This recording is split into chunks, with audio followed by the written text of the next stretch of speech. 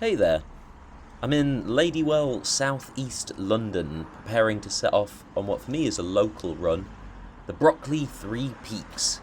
It's a walking route that was first devised, mapped and promoted in 2016. Today I'll be running it. Off I go. So, as you'd expect, given the name of the route that I'm following today, I'll be scaling 3 hills as I run a loop of about 5 miles in total, largely but not entirely within the London borough of Lewisham. Hence, this route is sometimes referred to as the Three Peaks of Lewisham. The route that I'm taking today is shown on this illustrated map that you can see here.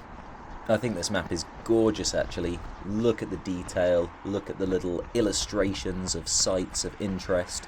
So credit to Lynda Durrant, the creator of this map. I'm just approaching Lewisham High Street, which means if you're looking at the map, I'm on like the dotted line on the right hand side of the map, the easternmost point, and I'll be following the route in an anti-clockwise direction.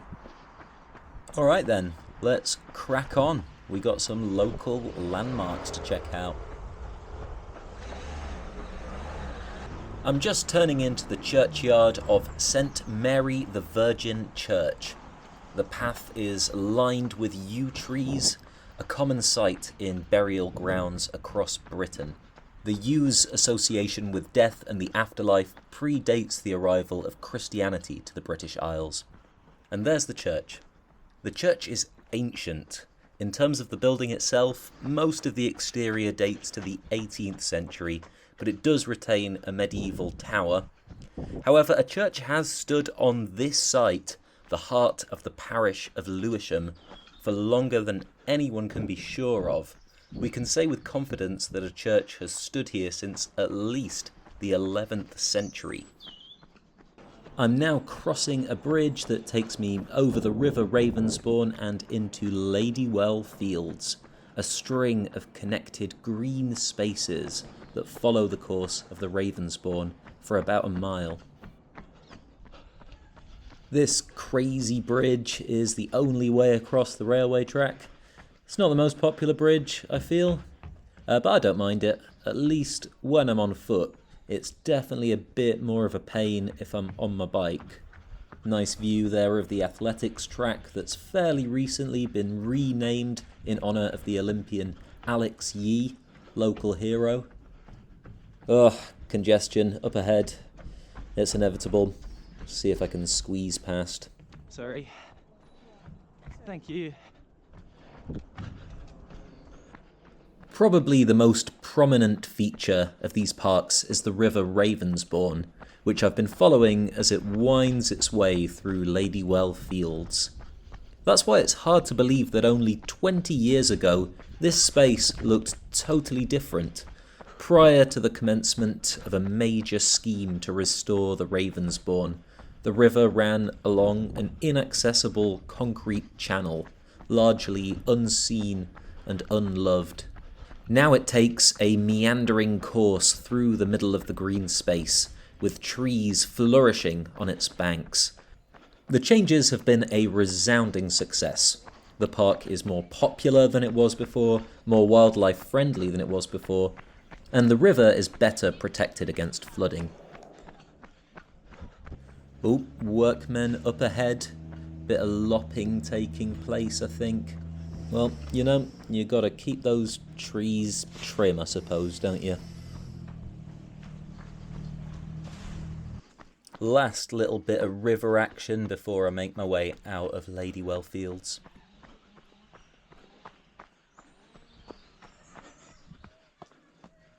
On to the mean streets of Catford now as I take a right up Bourneville Road. Turning into Ravensbourne Park Gardens now. We've left the river behind, but the name is still following us.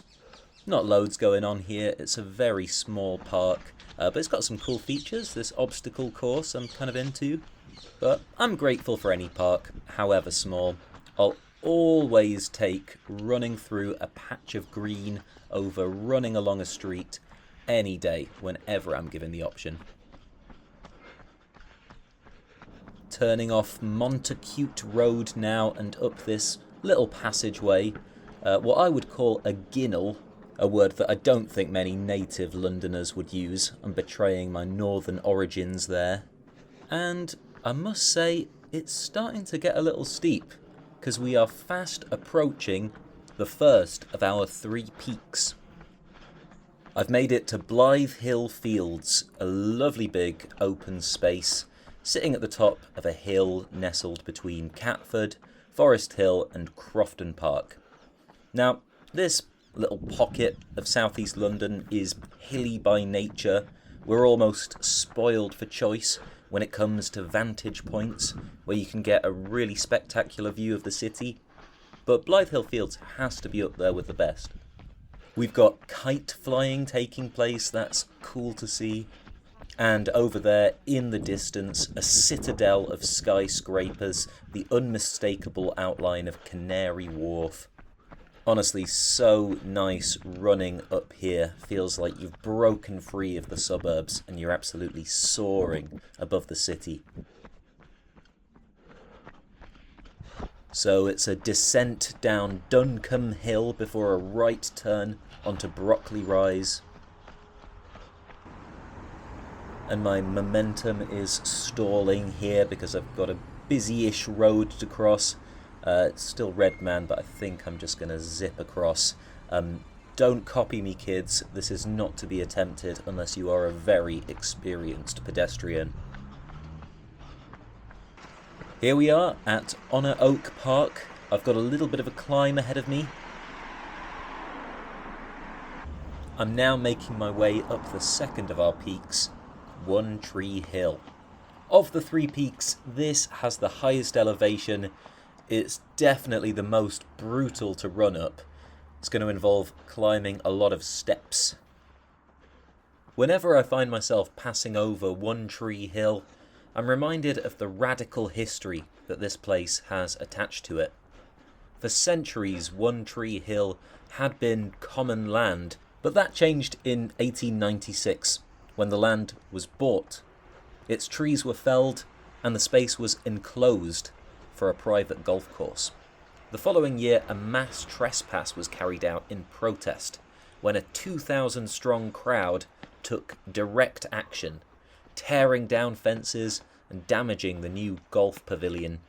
This was just the start of a long battle led by organised local community members against private landowners. A battle to reclaim One Tree Hill and place it back into common ownership. In 1905, the people had their victory when the local council was at last persuaded to buy back One Tree Hill and open it as a public park. I know that local community group Friends of One Tree Hill draw inspiration from this history, which demonstrates the effectiveness of community organising and campaigning. They host events here and work on initiatives to enhance conditions for plants and animals. A belief in the importance of collectively owned and looked after land is central to their ethos. Now, eagle-eyed observers will have noted that despite the name One Tree Hill, this hill has more than one tree. It's got quite a few, in fact, but there's one tree that is supposed to be more important than the others, and it's this oak tree. And it's important because legend has it that Queen Elizabeth I sat under it once. Although not actually that one. In defiance of the usual reverence for all things tangentially royal related, the one that she's supposed to have rested by was chopped down to make way for that very unpopular golf course. The present tree was planted in its place when the park opened. Anyway, the tree is the origin of the place names One Tree Hill and Honor Oak. As I make my descent of the hill and a chainsaw whirs in the background, I'd like to read part of a poem that I understand was written in celebration of the success of the campaign back in the early 20th century to reclaim One Tree Hill. I've nabbed it from the website of the Friends of One Tree Hill. I hope they don't mind. Here goes. They sowed a seed that Sabbath day that's blossomed into life. They smashed the planks of legal cranks, of grabbing and of strife. For ne'er did fight for land and right the heart of London thrill, as did that grand historic rush that won us One Tree Hill. I emerge from the woods, taking a right turn onto Brenchley Gardens. After a short run down the road, I reach Camberwell New Cemetery, a name which no longer entirely makes geographical sense, but did when this area was still within the boundaries of the historic metropolitan borough of Camberwell. There's a high concentration of cemeteries in this pocket of southeast London. In fact, this is not the only cemetery I'll be running through today. All of the nearby cemeteries, which also includes Nunhead Cemetery, which is just down the road, were established during the Victorian era in an effort to combat the overcrowding of burial grounds in churchyards that was reaching crisis levels. This was an inevitable consequence of the explosion in London's population that occurred over the course of the 19th century, in an age when the idea of cremation was still considered alien and sacrilegious. Census records tell us the population of Camberwell Borough grew more than 30-fold, from around 7,000 in 1801 to nearly 260,000 at the turn of the 20th century.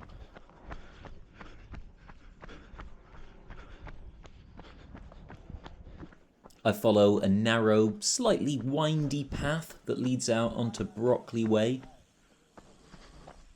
Then it's across the bridge and over the tracks. The route that I'm taking takes me through Crofton Park, which is actually kind of the historic centre of Brockley. Many years ago, when this was all agricultural land, the small cluster of buildings that made up the hamlet of Brockley were located in what is now Crofton Park. I find this church here, St Hilda's, quite attractive, dating to the early years of the 20th century, a time when this area was rapidly being built up. The church itself inspired by the design principles of the arts and crafts movement. Couple of historic buildings of note along this stretch of Brockley Road. This scaffolding-clad structure here might not evoke much in the way of history in its current state, but the Brockley Jack pub has stood at the heart of this community for a very long time. We're talking well over 2 centuries. Reputed associations with highwaymen may be exaggerated.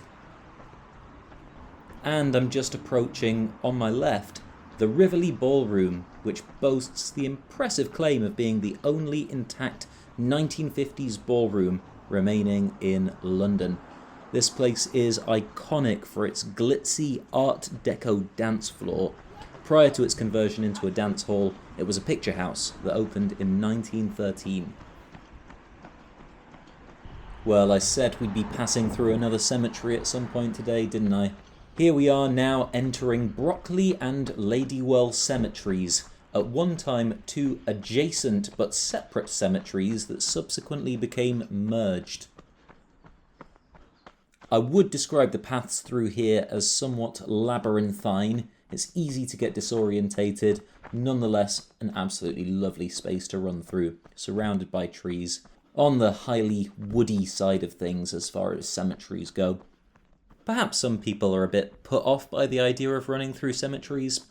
Personally, I'd encourage anybody living locally to make use of the public space that we're lucky to have available to us. I think when you live in a densely populated area, you have to keep an open mind to the idea that a space can serve multiple purposes. And yes, a space can be a burial ground, and an area for recreation, and a wildlife conservation area, all at the same time. And there doesn't have to be any contradiction in that.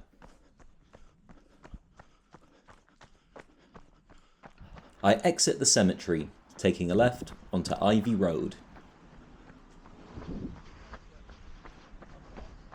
It's going to be a right turn here up St Cyprian's Path, which means there's very little distance between me now and the last of the 3 peaks of Brockley.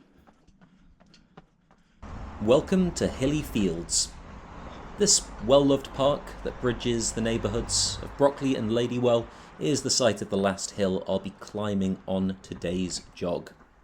We owe the existence of this valuable open space in large part to Octavia Hill, who spearheaded a campaign back in the 1890s to protect this space from planned residential development.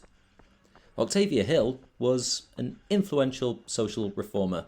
She's remembered for the work she led to establish safe, dignified social housing for London's working classes, and also remembered as a co-founder of the National Trust. She also campaigned to preserve and protect London's ever-dwindling patches of unbuilt-on open space. While she is perhaps a little better remembered for her association with Hampstead Heath, a little piece of Hill's legacy remains here, in Hilly Fields. Just passing Prendergast School here, which has its home in Hilly Fields. It's got that particular look common to so many school buildings across London, a several-storied brick building with lots of narrow windows. It's a look that tells you that it was built at some time during the last 3 decades of the 19th century as one of the hundreds of new schools commissioned by the London School Board. And we're pretty much at the top of Hilly Fields now, at the park's thrumming centre. You can see lots of people are around, making the most of the recreational facilities here. Playground's busy, you've got people playing ping pong, people playing tennis, plenty of people around walking their dogs or just out for a mooch. I personally have some very happy memories attached to Hilly Fields. Before I properly moved to London, I spent a few weeks in the summer of 2020 living with some friends in a house here in Brockley, right next to Hilly Fields. This was a period when it appeared at least that we were coming out of the COVID pandemic. Some restrictions were starting to be lifted, but a lot of places remained closed, and I remember how on an evening people would gather here in Hilly Fields. There was something feverish about that summer.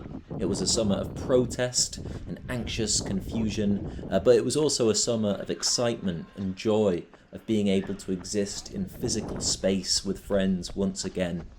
There was something intoxicating about the atmosphere on an evening here at Hilly Fields during the summer of 2020. That was when I decided that I wanted to live here. The following year, I moved. Fast forward to the present, and I've now been a southeast London resident for 4 years. I know this area well, but I'm still finding out new things about it all the time. This video is kind of my way of celebrating my adoptive community. Honestly, running this route is such a pleasure. I breeze past hundreds of people as I go round. I feel like I soak up so much life.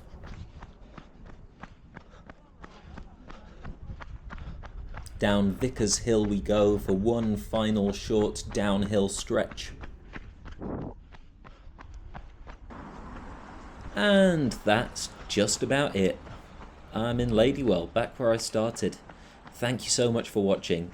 Check out one of my other videos if you want to see me running another local route, sharing some local history, and providing some general commentary. I've been Geography Teacher. See you next time.